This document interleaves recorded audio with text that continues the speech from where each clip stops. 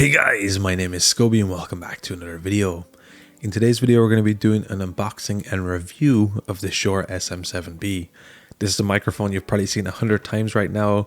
I'm very excited to have this in front of me. Hopefully you're very excited to have this in the ears in front of you. Let's jump right into this. So this is a microphone I have wanted for a long time. I've taken a look at a lot of different microphones on the market at a lot of different price points, and this is one I definitely like the sound of. So based on all of this, you can assume that it's going to be a relatively positive review, and yes, it will be.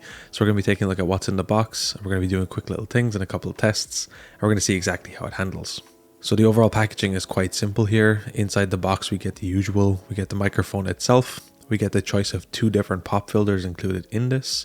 We get some documentation and some quick start guide information. We get an optional backplate for the microphone itself and a couple of little other things inside. Now in terms of build quality and material, overall I like what they've done here. The actual design and material of the microphone itself is built of a full metal housing and it feels really premium in the hand.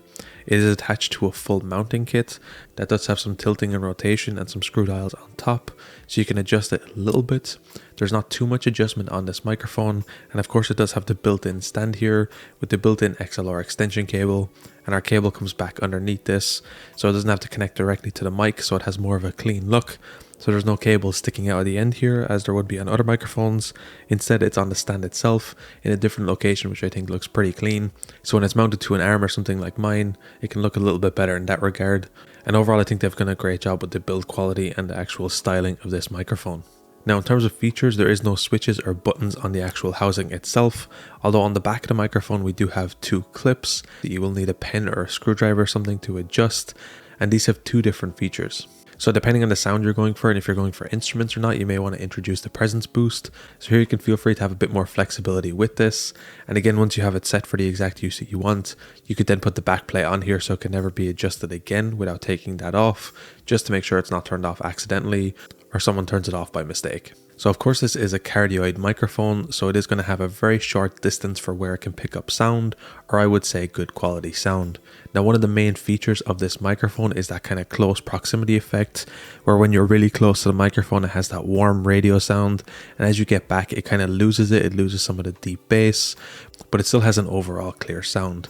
I'm really impressed with the sound on this, and it definitely has that kind of broadcast quality to it, although it doesn't have quite the broadcast quality as something like an RE320 or an RE20, but it does still have that radio vibe and feel, but it does have a nice clean output in my opinion, and for spoken word I think it sounds absolutely fantastic, especially once you take in that proximity effect.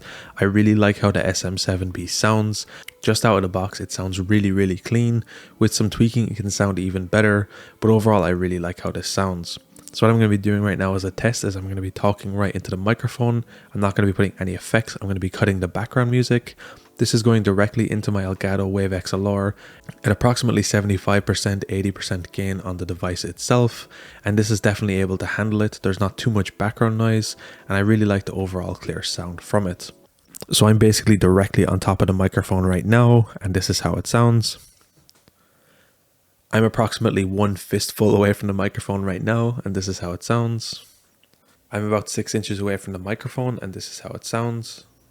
So what I'm going to be doing is making some clicking noises behind the microphone while I'm talking in front of it. So we'll see how well the passive noise reduction is from behind the microphone. So what I'm going to be doing from this point is talking around the microphone to see how it picks up off-axis sounds, to see how the sound quality comes in once you come off the center of the microphone, from top to bottom and from side to side. Overall, I think this microphone handles this pretty well, but it is meant to be spoken directly into. So as you go off axis, it does lose some sound, but that's kind of the effect you want when you're getting an SM7B. You're really meant to talk directly into the mic. So once you notice up front, it does make it a lot easier. Now, I'm not a musician and I don't play any instruments, so that's definitely not why I got this microphone, but I believe it can do well for some instruments as well. It's not really my forte in that regard, but I think overall this is meant to be really a spoken word microphone, and that's really the main goal, and that's one of the reasons I wanted to get it. I really like the tone, the texture, and how nice this microphone sounds. Now in terms of output and the kind of hardware you will need to run this mic, You are going to need a very nice audio interface to be able to handle this mic. It does require a lot of gain to get up to a good level. Otherwise, you can add something like a Fethead or a Cloudlifter to give it a bit more gain before it actually gets into your interface. And that's definitely something to keep in mind, what hardware you have and what hardware you plan to have in the future. So at the moment, I'm putting this directly into an Elgato Wave XLR, and this is actually able to handle this microphone pretty well. Somewhere between 75 and 85% gain sounds good for me, and it doesn't give too much background noise or hiss. The Elgato interface is able to handle this no problem. I really think it was tailored towards this. But if you have something like a Scarlett 212i or any sort of the Behringer Xenox inputs, you might actually struggle a little bit getting the full volume out of this without putting it up really high and introducing a lot of background noise and hiss. So you may want to look into a Fethead or a Cloudlifter in that regard. So these are a couple of things to keep in mind. This is definitely a gain hungry microphone, but once you give it the love and attention it deserves, you can get a nice clean sound out of it. So overall, I really love this microphone. I love the sound. I think it definitely looks good on camera. It's definitely a recognizable microphone. Once you see and know the name of this microphone, you will see it on Twitch streamers. You will see it on big content creators. You'll see it on studios and television. This microphone is world famous. And once you know it exists and you know this kind of capsule look of it, you will see it in a lot more places. I think it's very popular for a reason. However, I think a lot of people do not need this type of microphone, me included. While this microphone does sound really good, however, I still think there's a lot of microphones budgets below that also sound plenty good enough, maybe not as good, but the percentage gain for the price of this microphone doesn't always weigh up well in my opinion. This microphone comes in at around somewhere between 300 to 400 euro depending on where you're buying it and depending on if you're getting it on some sort of sale or not. Even though you don't get much of a sale on this microphone, it's that kind of reputation that it has. I definitely think depending on your application and depending on where you are in your career / how much budget you have, you don't necessarily need a microphone like this. Depending on where you are in the world, I think the RE320 is a good alternative to this. The Rode Procaster is also another good alternative. And there's a couple of other microphones on the list, depending on what you want to do, that work really, really well for this.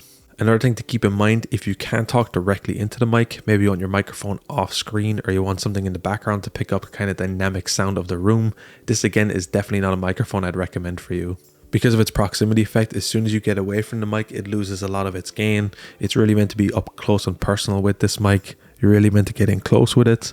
So that's something to keep in mind as well. There's other microphones that pick up a lot more ambient sound and can be placed further away while still getting a good level. Something like the Blue Yeti or the NT2020 will give a lot more flexibility. But again, it really depends on the sound you're trying to get out of your microphone will determine if you should get it or not. And again, depending on the budget, I definitely don't think this is recommended for most people because it is so expensive. If you really consider the price of this microphone, plus a good interface and potentially a Fethead or a Cloudlifter, you're really looking at minimum 500 euro. Now, if you plug it directly into a Wave XLR, you're still looking at just over 500 euro for that setup, and it does avoid you having to get a Cloudlifter, and you do get a nice interface, but that can be limiting as well depending on your use case. So these are definitely things to keep in mind, and I would not recommend it in all cases. So now on to recommendations. There's going to be a couple of cases where I'd recommend it and a couple of cases where I won't. And in most cases, I'd recommend not getting it just because of the price. But if you are looking for this kind of style microphone, I think it's a great option and I would recommend it. But let's get into the use cases. So overall, as mentioned, it really depends on your use case. Most of the time, I think you're better off with other solutions just because of the pricing and the entry point and all the extra equipment you would potentially need to really get the power out of this thing. But if you are aware of all these things, you like the sound, you like the style, you like the signature, I think this is an absolutely fantastic microphone. And I'm sure if you've already gotten to this point, you've already in love with this and you probably already want it. I completely understand. I've fallen in love with it too. I have it in front of me for that exact reason, and I'd still definitely recommend this microphone in a lot of cases. It really just depends on your use case and what you're using it for. Anyway guys, that's been my unboxing, review and impression of the Shure SM7B.